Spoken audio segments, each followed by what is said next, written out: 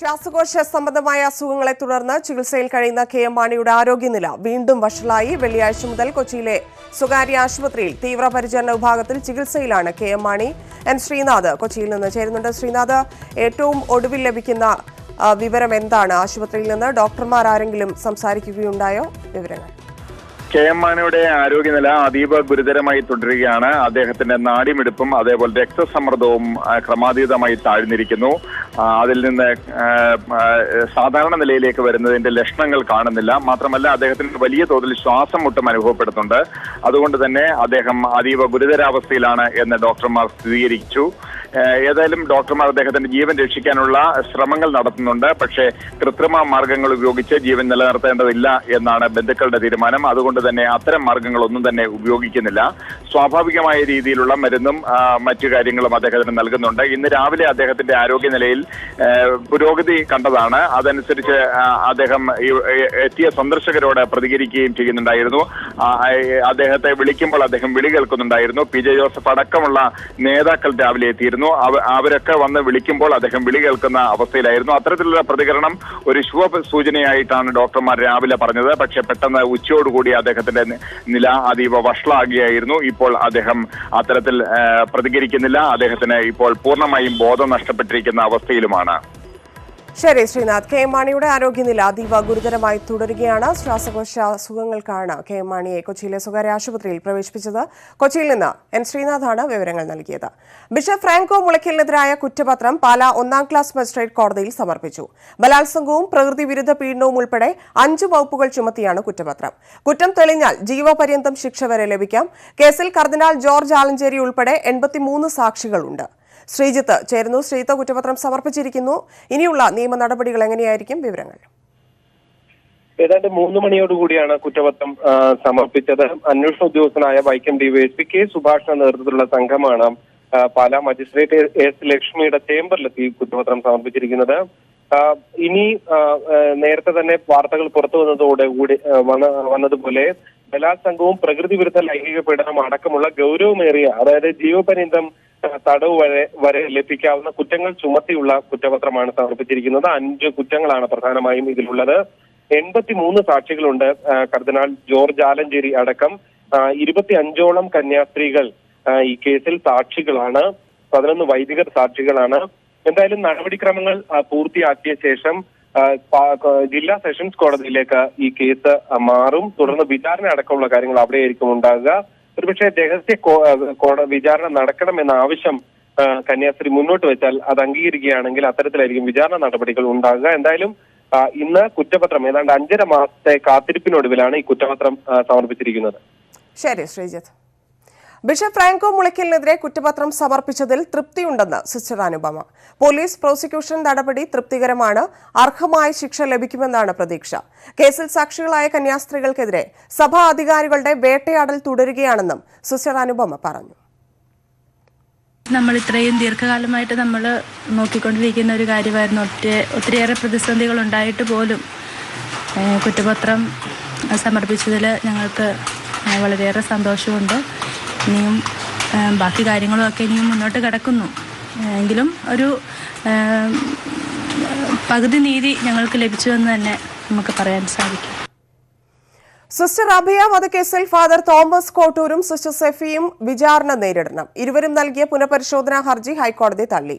4-ാം പ്രതി കെ.ടി. മൈക്കിളിനെ പ്രതിസ്ഥാനത്ത് നിന്ന് ഒഴിവാക്കി.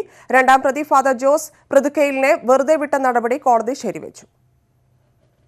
കേസിലെ 1-ാം പ്രതി ഫാദർ തോമസ് കോട്ടൂരും 3-ാം പ്രതി സിസ്റ്റർ സെഫിയും നൽകിയ പുനഃപരിശോധനാ ഹർജി തള്ളിയാണ് രണ്ടുപേരും വിചാരണ നേരിടണമെന്ന് കോടതി ഉത്തരവിട്ടത്. കേസിൽ നിന്നും ഒഴിവാക്കണമെന്ന 4-ാം പ്രതി മുൻ ക്രൈംബ്രാഞ്ച് എസ് പി കെ.ടി. മൈക്കിളിന്റെ ഹർജി കോടതി അനുവദിച്ചു. മൈക്കിളിനെതിരെ നിലവിൽ തെളിവുകളില്ല. പക്ഷേ വിചാരണ വേളയിൽ ആവശ്യമെങ്കിൽ പ്രതി ചേർക്കാമെന്നും കോടതി വ്യക്തമാക്കി. 2-ാം പ്രതി ജോസ് പുതൃക്കയിലിനെ പ്രതിസ്ഥാനത്ത് നിന്ന് ഒഴിവാക്കിയ നടപടി കോടതി ശരിവെച്ചു. വിധിക്കെതിരെ അപ്പീൽ നൽകുമെന്ന് ജോമോൻ പുത്തൻപുരയ്ക്കൽ പറഞ്ഞു. 2-ാം പ്രതിയെ വിട്ടതിനെതിരെ വിചാരണ കൂടാതെ വിടാൻ പാടില്ല. സുപ്രീം കോടതി അപ്പീൽ കൊടുക്കുന്നതാണ്. 1992 മാർച്ച് 27-നാണ് കോട്ടയത്തെ പയസ് 10th കോൺവെന്റിലെ കിണറ്റിൽ സിസ്റ്റർ അഭയയുടെ മൃതദേഹം കണ്ടെത്തിയത്. ന്യൂസ് 18 കൊച്ചി. മോദിയുടെ വാദങ്ങൾ.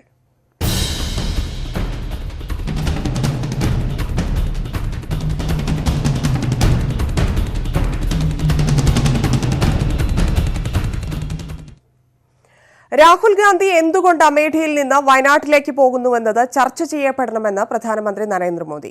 News 18 group editor in chief Rahul ജോഷിക്ക് നൽകിയ അഭിമുഖത്തിലാണ് പ്രധാനമന്ത്രിയുടെ ചോദ്യം. राहुल गांधी का दूसरी दो जगह से लड़ना कैसे देखते हैं?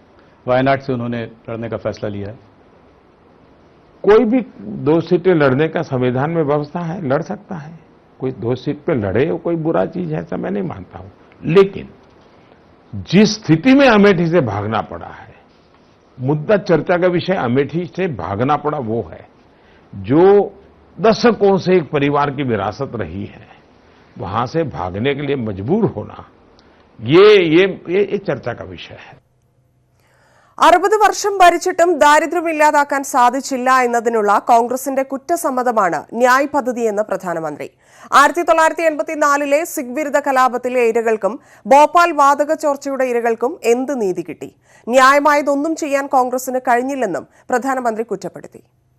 तो 84 के सिखों के साथ जो जुल्म हुआ वो सिख भी अब न्याय मांग रहे हैं. क्या उनको न्याय देंगे? क्या ट्रिपल तलाक से पीड़ित बहनें भी न्याय मांग रही हैं. क्या ये कांग्रेस न्याय देगा? क्या आपने समझौता एक्सप्रेस के नाम पर हिंदू आतंकवाद कर करके हिंदुओं को आतंकवादियों के साथ जोड़ दिया. इस देश का हिंदू न्याय मांग रहा है. क्या आपने हमें आतंकवादी क्यों कहा? പ്രതിപക്ഷത്തിനെതിരായ പ്രധാനമന്ത്രിയുടെ വിമർശനം മുഖവിലേക്ക് എടുക്കുന്നില്ലെന്ന് കോൺഗ്രസ്. ഭരണപരാജയം മറച്ചുവെക്കാനാണ് പ്രധാനമന്ത്രി ശ്രമിക്കുന്നതെന്നും കോൺഗ്രസ് വക്താവ് PC ചാക്കോ പ്രതികരിച്ചു. പ്രധാനമന്ത്രിയുടെ കോൺഗ്രസിനെതിരായുള്ള വിമർശനം വളരെ സ്വാഭാവികമായ ഒന്നാണ്. അതിന് ഞങ്ങൾ വലിയ പ്രാധാന്യം കൽപ്പിക്കുന്നില്ല. ഇന്ത്യയെ സംബന്ധിച്ചിടത്തോളം ഭാഷ ദുരുപയോഗപ്പെടുത്തുന്നതിനെ കുറിച്ചുള്ള വലിയ രാഷ്ട്രീയമായ പ്രചരണങ്ങൾ നമ്മൾ നേരിട്ടിട്ടുള്ളതാണ്. എത്രയോ സംസ്ഥാനങ്ങളിൽ ഓരോ നിയമം എന്തിനു വേണ്ടിയാണ് ഉദ്ദേശിക്കപ്പെട്ടിരിക്കുന്നത്, അത് ദുരുപയോഗപ്പെടുത്തുമ്പോൾ ഉണ്ടാകുന്ന സാമൂഹ്യമായ ദുരന്തങ്ങൾ ഇന്ത്യ എത്രയോ പ്രാവശ്യം നേരിട്ടിരിക്കുന്നു. അതുകൊണ്ട് അത് പരിശോധിക്കേണ്ടതാണ് എന്ന് തന്നെയാണ് ഞങ്ങളുടെ അഭിപ്രായം. ബിജെപിയുടെ തെരഞ്ഞെടുപ്പ് പ്രകടന പത്രികയെ വിമർശിച്ച് രാഹുൽ ഗാന്ധി. ബിജെപി പ്രകടന പത്രിക അടച്ചിട്ട റൂമിൽ തയ്യാറാക്കിയതാണ്. ഒറ്റപ്പെട്ട മനുഷ്യന്റെ ശബ്ദമാണ് അതിലുള്ളത്. ധാർഷ്ട്യം നിറഞ്ഞതും ദീർഘവീക്ഷണമില്ലാത്തതുമായ പത്രികയാണ് ബിജെപി പുറത്തിറക്കിയതെന്നും രാഹുൽ കുറ്റപ്പെടുത്തി. കോൺഗ്രസ് പ്രകടന പത്രിക ചർച്ചകളിലൂടെയാണ് തയ്യാറാക്കിയത്. 10 ലക്ഷം ഇന്ത്യക്കാരുടെ ശബ്ദമാണ് അതിലുള്ളത്. വിവേകമുള്ളതും ശക്തവുമായ കോൺഗ്രസ് പ്രകടന പത്രികയെന്നും രാഹുൽ ട്വിറ്ററിൽ കുറിച്ചു. നോട്ട് അസാധുവാക്കലിൽ ഗുരുതര ആരോപണവുമായി കോൺഗ്രസ്. നോട്ട് നിരോധനം പ്രഖ്യാപിക്കുന്നതിന് മുൻപ് വിദേശത്തു നിന്ന് 3 സീരീസിൽ വ്യാജ നോട്ട് പ്രിന്റ് ചെയ്ത് ഇന്ത്യയിലെത്തിച്ചെന്ന് കപിൽ സിബൽ ആരോപിച്ചു. വ്യോമസേനയുടെ പ്രത്യേക വിമാനത്തിലാണ് നോട്ടുകൾ കൊണ്ടുവന്നതെന്നും ഇത് രാഷ്ട്രീയക്കാർക്ക് മാറ്റി നൽകിയെന്നുമാണ് ആരോപണം. സർക്കാർ ഉദ്യോഗസ്ഥരും ബാങ്ക് ജീവനക്കാരും പങ്കാളികളാണെന്നും BJP അധ്യക്ഷൻ അമിത്ഷായുടെ അറിവോടെയാണെന്നുമാണ് ആരോപണം. ക്യാബിനറ്റ് സെക്രട്ടേറിയറ്റിലെ ഫീൽഡ് അസിസ്റ്റന്റ് രാഹുൽ രത്വേക്കാർ ഇക്കാര്യങ്ങൾ വിശദീകരിക്കുന്ന വീഡിയോയും കപിൽ സിബൽ പുറത്തുവിട്ടു. सारे विपक्ष के लीडर्स के खिलाफ ये कार्रवाई हो रही है, तो यहाँ क्यों नहीं कार्रवाई हो रही? यहाँ ईडी क्यों नहीं आ रही? यहाँ छापा क्यों नहीं पड़ रहा? രാഷ്ട്രീയ നേതാക്കൾക്കെതിരായ ആദായ നികുതി വകുപ്പിന്റെ റെയ്ഡിൽ വിശദീകരണം തേടി കേന്ദ്ര തെരഞ്ഞെടുപ്പ് കമ്മീഷൻ. പ്രതിപക്ഷ പാർട്ടി നേതാക്കളുടെ വീടുകളിൽ റെയ്ഡ് നടക്കുന്നതിനിടെയാണ് കമ്മീഷൻ നടപടി. കേന്ദ്ര റവന്യൂ സെക്രട്ടറിയെയും പ്രത്യക്ഷ നികുതി ബോർഡ് ചെയർമാനെയും തെരഞ്ഞെടുപ്പ് കമ്മീഷൻ വിളിച്ചുവരുത്തി. കോൺഗ്രസിന് പുറമെ DMK, TDP തുടങ്ങിയ പ്രതിപക്ഷ പാർട്ടി നേതാക്കളുടെ വസതികളിൽ ആദായ നികുതി വകുപ്പ് റെയ്ഡ് നടത്തിയത് വ്യാപക വിമർശനങ്ങൾക്ക് ഇടവരുത്തിയിരുന്നു. മധ്യപ്രദേശ് മുഖ്യമന്ത്രി കമൽനാഥിനോട് അടുപ്പമുള്ളവരുടെ വീടുകളിൽ നടത്തിയ റെയ്ഡിൽ കോടിക്കണക്കിന് രൂപ പിടിച്ചെടുത്തെന്നാണ് റിപ്പോർട്ടുകൾ. റെയ്ഡ് തുടരുന്ന സാഹചര്യത്തിലാണ് തെരഞ്ഞെടുപ്പ് കമ്മീഷൻ കേന്ദ്ര റവന്യൂ സെക്രട്ടറിയെയും പ്രത്യക്ഷ നികുതി ബോർഡ് ചെയർമാനെയും വിളിച്ചുവരുത്തിയത്. റെയ്ഡ് നിഷ്പക്ഷമാണെന്നും രാഷ്ട്രീയ വ്യത്യാസങ്ങളില്ലെന്നുമാണ് ആദായ നികുതി വകുപ്പിന്റെ വിശദീകരണം. തെരച്ചിലിന്റെയും അന്വേഷണത്തിന്റെയും വിവരങ്ങൾ ഉദ്യോഗസ്ഥർ കമ്മീഷനെ ധരിപ്പിച്ചു. റെയ്ഡിനെ ന്യായീകരിക്കുന്ന നിലപാടാണ് കേന്ദ്ര സർക്കാരിന്റേത്. नोट से वोट खरीदने का ये पाप इनकी राजनीतिक संस्कृति रही है. नोटों के बंडल कहां से निकल रहे हैं? असली चोर कौन है? റെയ്ഡ് നടത്തുന്നതിൽ ദുരുദ്ദേശമുണ്ടെന്നാണ് കോൺഗ്രസ് ആരോപണം. ന്യൂസ് 18 ഡൽഹി. ആദ്യഘട്ട വോട്ടെടുപ്പ് നടക്കുന്ന 91 മണ്ഡലങ്ങളിലെ പരസ്യ പ്രചാരണത്തിന് ഇന്ന് സമാപനം. വ്യാഴാഴ്ചയാണ് വോട്ടെടുപ്പ്. ആന്ധ്രാപ്രദേശ്, അരുണാചൽ പ്രദേശ്, സിക്കിം നിയമസഭയിലേക്കും ഒഡീഷ നിയമസഭയിലേക്കുമുള്ള ആദ്യഘട്ട വോട്ടെടുപ്പും അന്ന് നടക്കും. 18 സംസ്ഥാനങ്ങളിലെയും ലക്ഷദ്വീപ്, ആൻഡമാൻ നിക്കോബാർ എന്നീ കേന്ദ്രഭരണ പ്രദേശങ്ങളിലെയും 91 ലോക്സഭാ മണ്ഡലങ്ങളിലേക്കാണ് വോട്ടെടുപ്പ്. ആന്ധ്രാപ്രദേശ്, തെലങ്കാന, ഉത്തരാഖണ്ഡ് തുടങ്ങിയ സംസ്ഥാനങ്ങളിലെ മുഴുവൻ മണ്ഡലങ്ങളും ആദ്യഘട്ടത്തിൽ വിധിയെഴുതും. അരുണാചൽ പ്രദേശ്, മേഘാലയ, മിസോറം, സിക്കിം, നാഗാലാൻഡ് തുടങ്ങിയ വടക്കിഴക്കൻ സംസ്ഥാനങ്ങളിലും ആദ്യഘട്ടത്തിലാണ് പോളിംഗ്. ഉത്തർപ്രദേശിലെ 8ഉം മഹാരാഷ്ട്രയിലെ 7ഉം ബീഹാറിലെയും ഒഡീഷയിലെയും 4ഉം പശ്ചിമബംഗാളിലെ 2 മണ്ഡലങ്ങളും ആദ്യഘട്ടത്തിൽ പോളിംഗ് ബൂത്തിലെത്തും. 11 മണ്ഡലങ്ങളുള്ള ഛത്തീസ്ഗഡിലെ മാവോയിസ്റ്റ് സ്വാധീന മേഖലയായ ബസ്തറിൽ ആദ്യഘട്ടത്തിലാണ് വോട്ടെടുപ്പ്. 175 മണ്ഡലങ്ങളുള്ള ആന്ധ്രാപ്രദേശ് ആര് ഭരിക്കുമെന്നും ആദ്യഘട്ടത്തിനൊപ്പം വിധിയെഴുതും. സിക്കിം, അരുണാചൽ പ്രദേശ് നിയമസഭാ തെരഞ്ഞെടുപ്പും മറ്റന്നാളാണ്. നാഗ്പൂരിൽ കേന്ദ്രമന്ത്രി നിതിൻ ഗഡ്കരി, നൈനിറ്റാളിൽ മത്സരിക്കുന്ന ഉത്തരാഖണ്ഡ് മുൻ മുഖ്യമന്ത്രി ഹരീഷ്, ഖമ്മം മണ്ഡലത്തിൽ നിന്ന് ജനവിധി തേടുന്ന രേണുക ചൗധരി, നിസാമാബാദിൽ നിന്ന് വീണ്ടും മത്സരിക്കുന്ന കെ കവിത, ജാമുവിൽ നിന്ന് ജനവിധി തേടുന്ന ചിരാഗ് പാസ്വാൻ തുടങ്ങിയവരാണ് ആദ്യഘട്ടത്തിൽ ജനവിധി തേടുന്ന പ്രമുഖർ. Election desk, news 18. പ്രധാനമന്ത്രി നരേന്ദ്രമോദിയുടെ ജീവചരിത്ര സിനിമയുടെ റിലീസ് തടയണമെന്നാവശ്യപ്പെട്ട് നൽകിയ ഹർജി സുപ്രീംകോടതി തള്ളി. ചിത്രം തെരഞ്ഞെടുപ്പ് പെരുമാറ്റ ചട്ടലംഘനമാണോ എന്ന കാര്യം തെരഞ്ഞെടുപ്പ് കമ്മീഷനാണ് പരിശോധിക്കേണ്ടത്. സിനിമ സെൻസർ ബോർഡ് പരിശോധിക്കാത്ത സാഹചര്യത്തിൽ ഇടപെടുന്നത് അപക്വമാണെന്നും കോടതി പറഞ്ഞു. അനാവശ്യ കാര്യത്തിന് കോടതിയുടെ സമയം പാഴാക്കിയെന്ന് ചീഫ് ജസ്റ്റിസ് കുറ്റപ്പെടുത്തി. സിനിമയുടെ റിലീസ് വ്യാഴാഴ്ചയാണ് നിശ്ചയിച്ചിരിക്കുന്നത്. റിലീസിന് സ്റ്റേ ആവശ്യപ്പെട്ട് കോൺഗ്രസ് നേതാവ് അമൻ പൻവാർ, റിപ്പബ്ലിക്കൻ പാർട്ടി നേതാവ് സതീഷ് ഗേക്വാദ് എന്നിവരാണ് ഹർജി നൽകിയത്. ആവശ്യം നേരത്തെ ബോംബെ ഹൈക്കോടതി തള്ളിയിരുന്നു. താരപ്രചാരക പട്ടികയിൽ നിന്ന് ഒഴിവാക്കിയെന്ന വാർത്തകളോട് രൂക്ഷമായി പ്രതികരിച്ച് VS അച്യുതാനന്ദൻ. താരങ്ങളെല്ലാം അവസാന കാലത്ത് ചുവപ്പ് ഭീമനാകുമെന്ന വികാരപരമായ വരികളോടെയാണ് മറുപടി. ഈ തെരഞ്ഞെടുപ്പ് കാലത്ത് വിട്ടുനിൽക്കില്ലെന്നും ശത്രു വാതിൽക്കലെത്തി നിൽക്കുമ്പോൾ എല്ലാവരും താരപ്രചാരകരാണെന്നും കുറിപ്പിൽ പറയുന്നു. താരപ്രചാരക പട്ടികയിലില്ല എന്ന വാർത്തകൾക്കാണ് VS മറുപടി നൽകുന്നതെങ്കിലും ചെന്നുകൊള്ളുന്നത് പാർട്ടിക്ക് തന്നെയാണ്.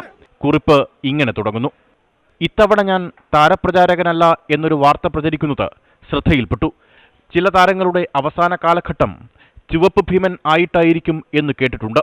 ഉള്ളിലെരിയുന്ന ചെങ്കനലുകൾ താരങ്ങളെ വളർത്തുന്ന ഘട്ടമാണത്രയത്. ഈ തെരഞ്ഞെടുപ്പ് കാലത്തും ഞാൻ പ്രചാരണത്തിൽ നിന്ന് വിട്ടുനിൽക്കുന്നില്ല. ആസുരമായ ഈ കാലഘട്ടത്തിന്റെ ആവശ്യമാണത്.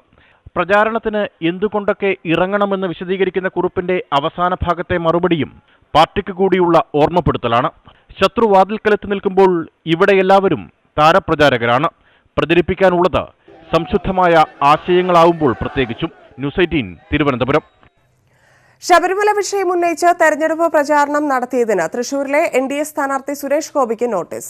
സുരേഷ് ഗോപി നടത്തിയ പ്രസംഗം തെരഞ്ഞെടുപ്പ് ചട്ടലംഘനമാണെന്ന് ജില്ലാ കളക്ടർ TV അനുപമ കണ്ടെത്തിയതിനെ തുടർന്നാണ് നടപടി. ശബരിമലയെയും അയ്യപ്പനെയും തെരഞ്ഞെടുപ്പ് പ്രചരണത്തിന് ഉപയോഗിച്ചെന്ന പരാതിയിൽ സുരേഷ് ഗോപിയുടെ വിശദീകരണം പരിശോധിച്ച് നടപടിയെടുക്കേണ്ടത് തൃശൂർ ജില്ലാ കളക്ടറാണ്. ഈ വിഷയത്തിൽ കളക്ടറോട് റിപ്പോർട്ട് ആവശ്യപ്പെട്ടിട്ടില്ലെന്ന് മുഖ്യ തെരഞ്ഞെടുപ്പ് ഓഫീസർ ടിക്കാറാം മീണ പറഞ്ഞു. ഉചിതമായ തീരുമാനമെടുക്കാനുള്ള പൂർണ്ണ അധികാരം കളക്ടർക്കുണ്ട്. ആവശ്യമെങ്കിൽ മാത്രമേ വിഷയം മുഖ്യ തെരഞ്ഞെടുപ്പ് ഓഫീസറുടെ പരിഗണനയ്ക്ക് വിടേണ്ടതുള്ളൂ. നടപടിയെടുത്ത ശേഷം ഇതു സംബന്ധിച്ച് റിപ്പോർട്ട് നൽകുകയാണ് സാധാരണ രീതിയെന്നും ടിക്കാറാം മീണ പറഞ്ഞു.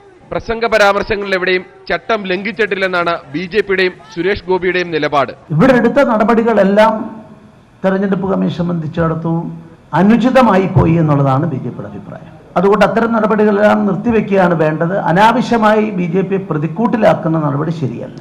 സുരേഷ് ഗോപിക്ക് നോട്ടീസ് നൽകിയതിന് ജില്ലാ കളക്ടറെ വിമർശിച്ച BJP നേതാക്കൾക്കെതിരെ നടപടി വേണോ എന്നും കമ്മീഷൻ പരിശോധിക്കുന്നുണ്ട്. ന്യൂസ് 18 തിരുവനന്തപുരം. MK രാഘവനെതിരെ വീണ്ടും പരാതിയുമായി LDF തെരഞ്ഞെടുപ്പ് കമ്മീഷനെ സമീപിച്ചു. റവന്യൂ റിക്കവറി നേരിടുന്ന വിവരം നാമനിർദ്ദേശ പത്രികയിൽ നിന്ന് മറച്ചുവെച്ചുവെന്ന ആരോപണം. രാഘവനെ അയോഗ്യനാക്കണമെന്നും പരാതിയിൽ ആവശ്യപ്പെടുന്നു. രാഘവനെതിരായ ഒളിക്യാമറ വിവാദത്തിൽ ഹിന്ദി വാർത്താ ചാനൽ സംഘത്തിൽ നിന്ന് 3 ദിവസത്തിനുള്ളിൽ തെളിവുകൾ ശേഖരിക്കും. ഇരിക്കൂർ പെരുമണ്ണിനുള്ളിലെ അഗ്രികോ പ്രോഡക്റ്റ് PRVT സൊസൈറ്റിയിൽ രാഘവന് 29 കോടിയിൽ പരം രൂപയുടെ ബാധ്യതയാണുള്ളത്. ഈ ബാധ്യതയിൽ റവന്യൂ റിക്കവറി നടപടികൾ നേരിട്ട വേളയിൽ രാഘവന് അനുകൂലമായി സ്റ്റേ ലഭിച്ചു. സ്റ്റേ കാലാവധി കഴിഞ്ഞ മാസം 31-ന് അവസാനിച്ചു. ഇതോടെ വീണ്ടും റവന്യൂ റിക്കവറി നടപടികൾക്ക് വിധേയനായി. എന്നാൽ ഈ വിവരങ്ങൾ നാമനിർദ്ദേശ പത്രികയിൽ മറച്ചുവെച്ചെന്നാണ് LDFന്റെ പരാതി. തെരഞ്ഞെടുപ്പ് പെരുമാറ്റ ചട്ടലംഘനം നടത്തുന്നു, തുടർച്ചയായി ആളുകളെ വഞ്ചിക്കുന്ന നിലപാടെടുക്കുന്നത് വളരെ ഗൗരവമാണ്. പരാതി പരിശോധിച്ച് രാഘവനെ അയോഗ്യനാക്കണമെന്നാണ് LDFന്റെ ആവശ്യം. നാമനിർദ്ദേശ പത്രികയിൽ എല്ലാ വിവരങ്ങളും നൽകിയിട്ടുണ്ടെന്നും കൂടുതൽ പ്രതികരിക്കാനില്ലെന്നുമാണ് MK രാഘവൻ പ്രതികരിച്ചത്. കോഴ ആരോപണത്തിൽ അന്വേഷണം നേരിടുന്നതിനിടയിലാണ് രാഘവനെതിരെ വീണ്ടും പരാതി ഉയർന്നിരിക്കുന്നത്. ഒളിക്യാമറ വിവാദത്തിൽ ഹിന്ദി വാർത്താ ചാനൽ സംഘത്തിൽ നിന്ന് 3 ദിവസത്തിനുള്ളിൽ തെളിവുകൾ ശേഖരിക്കും. അന്വേഷണവുമായി സഹകരിക്കാമെന്ന് ചാനൽ മേധാവി പോലീസിനെ അറിയിച്ചിരുന്നു. ന്യൂസ് 18 കോഴിക്കോട്. കാളികാവിൽ പോഷകാഹാരവും പരിചരണവും ലഭിക്കാതെ ദുരിതത്തിലായ 3.5 വയസ്സുകാരിയെ ഏറ്റെടുക്കാൻ വീട്ടുകാർക്ക് താൽപര്യമില്ലെന്ന് ചൈൽഡ് ലൈൻ. കുട്ടിയുടെ സംരക്ഷണം ശിശു സംരക്ഷണ സമിതി ഏറ്റെടുത്തേക്കും. കുട്ടിയുടെ ആരോഗ്യസ്ഥിതി പരിശോധിക്കാൻ മെഡിക്കൽ സംഘത്തെ നിയോഗിക്കണമെന്നും CWC ആവശ്യപ്പെട്ടു. ജന്മം നൽകിയ അമ്മ പോലും കൈയൊഴിയുകയാണ് ഈ കുരുന്നിനെ. വീട്ടിലെ വേണ്ടാത്ത കുട്ടിയായതിനാൽ തന്നെയാണ് അമ്മയുടെ അമ്മ കുട്ടിയെ പരിചരിക്കാതിരുന്നതും ഉപദ്രവിച്ചിരുന്നതും. കുട്ടിക്ക് പോഷകാഹാരക്കുറവുണ്ടെന്നും പരിശോധനയിൽ കണ്ടെത്തി. ജീവന് അപകടമില്ലെങ്കിലും തുടർ ചികിത്സകളും മികച്ച പരിചരണവും ആവശ്യമാണ്. ഒരു കുട്ടിയുടെ ശരീരത്തിൽ മുമ്പെങ്ങോ ഉപദ്രവിച്ച അടയാളങ്ങളൊക്കെ കാണുന്നുണ്ട്. അപ്പോൾ അതുമായി ബന്ധപ്പെടുത്തി നല്ലൊരു മെഡിക്കൽ അറ്റൻഷനാണ് വേണ്ടത്. അതിനുവേണ്ട നടപടി സ്വീകരിക്കാനാണ് ഞങ്ങൾ CWCനോട് ആവശ്യപ്പെട്ടിട്ടുള്ളത്. കുട്ടിയുടെ സംരക്ഷണ കാര്യത്തിൽ അടുത്ത യോഗത്തിൽ തീരുമാനമെടുക്കുമെന്ന് CWC ചെയർമാൻ ന്യൂസ് 18നോട് പറഞ്ഞു. ഇമ്മീഡിയറ്റ് ആയി ചെയ്യേണ്ട ശാരീരികമായ കാര്യങ്ങളും തിരിച്ച് പോഷകാഹാരക്കുറവ് പരിഹരിക്കുവാനും ആ കുട്ടിയെ തിരിച്ച് ഹെൽത്ത് വീണ്ടെടുക്കാനുള്ള കാര്യങ്ങളും ഞങ്ങൾ ഉടനടി ചെയ്യും. കുട്ടിയുടെ അമ്മയും ഇളയ കുഞ്ഞും ഇപ്പോൾ തവനൂരിലെ മഹിളാ മന്ദിരത്തിലാണുള്ളത്. 2 വിവാഹത്തിലായി 3.5 വയസ്സുകാരിയടക്കം 4 മക്കളാണ് ഇവർക്കുള്ളത്. ഇതിൽ 2ാം വിവാഹം നിയമാനുസൃതമല്ലെന്നാണ് വിവരം. ഈ ബന്ധത്തിലെയാണ് 3 മക്കൾ. മറ്റ് 2 കുട്ടികളും ഇപ്പോൾ CWCയുടെ സംരക്ഷണ കേന്ദ്രങ്ങളിലാണുള്ളത്.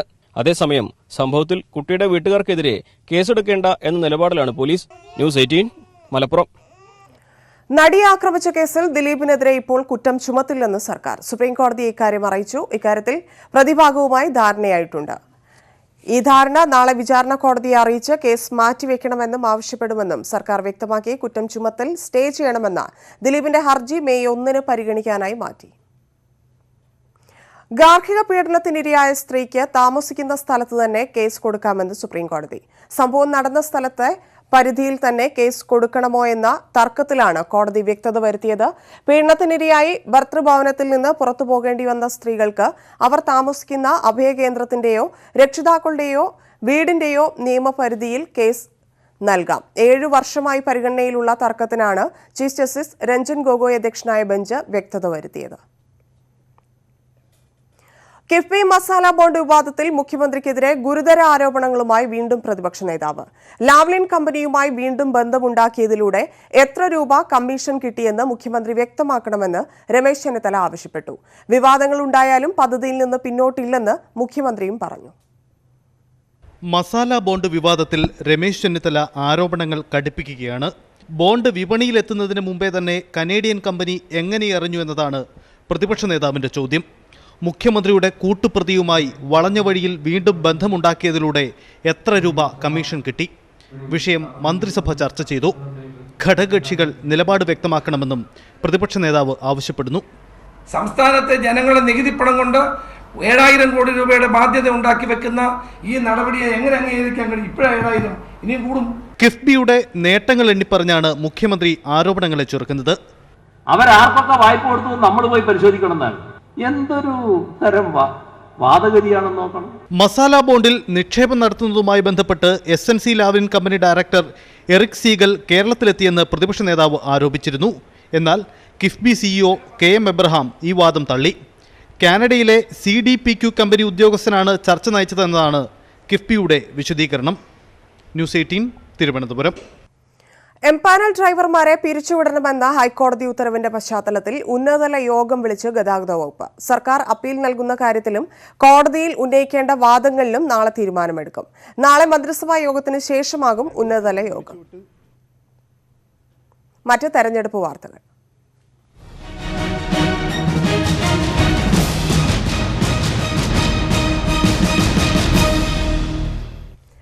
രാഷ്ട്രീയ വിമർശനം തുടരുന്നതിനിടെ കൊല്ലത്ത് NK പ്രേമചന്ദ്രനു വേണ്ടി പുതിയ അഭ്യർത്ഥന പുറത്തിറക്കി UDF. BJPക്കും നരേന്ദ്രമോദിക്കുമെതിരെ ഒരു വാക്കുപോലും പറയാത്തതാണ് UDFന്റെ അഭ്യർത്ഥന എന്ന് LDF വിമർശനം ഉന്നയിക്കുന്നതിനിടെയാണ് പുതിയ നോട്ടീസ് പുറത്തിറക്കിയത്. UDFന്റെ വിവാദമായ അഭ്യർത്ഥന നോട്ടീസ് മുൻനിർത്തി ആദ്യം വിമർശനമുന്നയിച്ചത് CPM സംസ്ഥാന സെക്രട്ടറി കോടിയേരി ബാലകൃഷ്ണൻ.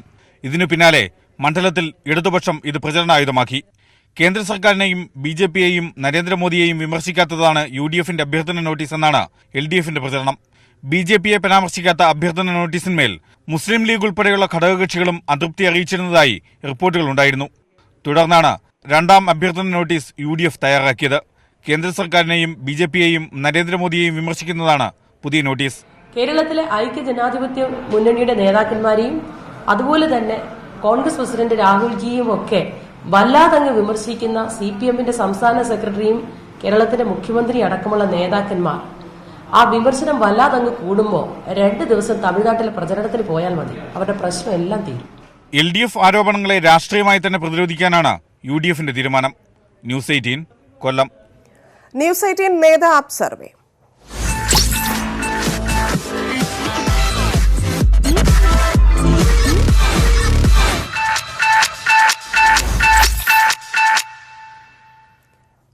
ന്യൂസ് 18ഉം നേതാ ആപ്പും സംയുക്തമായി ഒരുക്കുന്ന തെരഞ്ഞെടുപ്പ് അഭിപ്രായ വോട്ടെടുപ്പിലെ ഇന്നത്തെ ചോദ്യം: രാജ്യമാകെ BJP തരംഗമെന്ന പ്രധാനമന്ത്രിയുടെ വാദത്തോട് യോജിക്കുന്നുണ്ട്.